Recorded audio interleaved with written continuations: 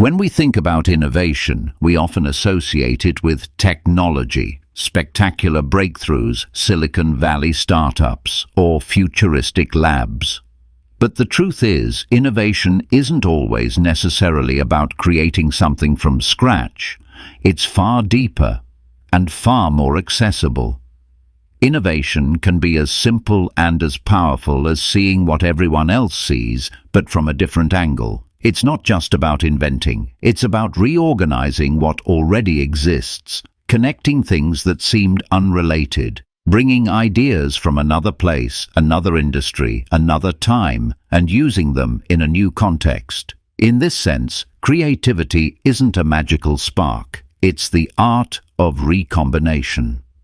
Take Henry Ford. He didn't invent the automobile, the combustion engine, or the assembly line. All those existed. What he did was take scattered pieces and reorganize them in a new way. He applied the logic of Chicago slaughterhouse assembly lines to industrial production. Was he a copycat? Maybe. But above all, he was a creative reformulator. And that's exactly what the most effective innovators do. They cut, paste, adapt, and redesign. Innovation isn't a mystical event. It's a process. And as a process, it can be systematized. The most innovative companies aren't those with an occasional brilliant idea. They're the ones that build systems to generate, filter, and scale ideas continuously. They create structures, tools, and internal rituals to explore, fail, iterate, and advance. Here's the key. Innovation can be implemented. It can be taught. It can be practiced.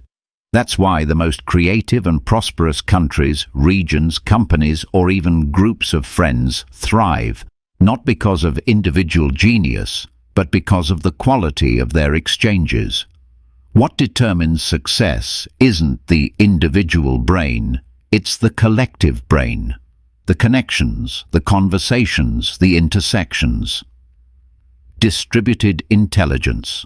And here's an idea I love. Innovation resembles sexuality. Because when you think about it, what is sexuality about? Union, mixing, combining what was separate. The same happens with ideas. Ideas cross-pollinate. They mate. They fertilize one another and give rise to more complex forms, new concepts, solutions that didn't exist before. In fact, studies show history's greatest leaps, Renaissance Florence, Vienna in 1900, Silicon Valley in the 70s, emerge where talent density and diverse perspectives collide and where people interact freely. In short, exchange plus mixing equals creative explosion. And it's not just creativity for creativity's sake. Innovation has a clear economic and strategic purpose. When your product or service is the same as others, customers choose by price.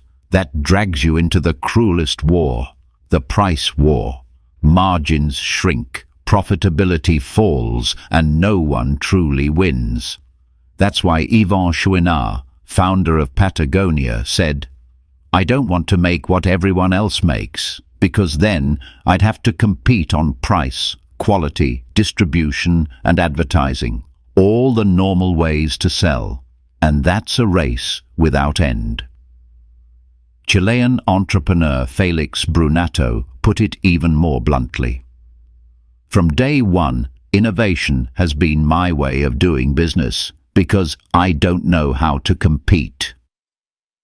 A modest-sounding phrase, but pure strategy. By innovating, you move beyond perfect competition. You enter territory where you set your own price, because you offer what no one else has. That's innovation, not competing head-on, but changing the rules of the game. And this doesn't require genius. It requires observing, listening, connecting. Being willing to see the ordinary with fresh eyes. For example, Airbnb didn't invent renting homes. It took an everyday concept, a spare room, and turned it into a global network. Uber didn't invent taxis. It took an old idea and rethought it with modern tools. Even YouTube didn't invent video or entertainment. It reorganized distribution, production, and community. In every case, innovation came not from new technology, but from using existing ideas differently. And the most powerful thing, anyone can do this. We're all surrounded by ideas. The goal isn't having more ideas, it's combining them better. Because true innovation lies in connecting the seemingly unconnected, crossing ideas like crossing genes, creating spaces where ideas can meet, merge and transform, creating not from nothing but from everything. Innovation isn't limited to creating new products or disruptive technologies. It can manifest across critical areas within any venture or company. For example, innovating in your business model might mean rethinking revenue streams, as Netflix did by shifting from physical DVD rentals to digital subscriptions. Process optimization, like refining production or logistics, can be transformative, exemplified by Amazon's automated warehouses slashing costs and delivery times. Meanwhile, innovating in customer relationships through novel engagement and loyalty strategies creates competitive edges. Starbucks mastered this with its rewards program and mobile app, deepening consumer connections. Organizational culture also offers fertile ground for innovation when fostering collaboration and inclusivity to unleash creativity. Google's open workspaces and 20% time for personal projects prove this. Lastly, marketing innovation can shatter traditional frameworks and resonate uniquely, as Dove did with its Real Beauty campaign.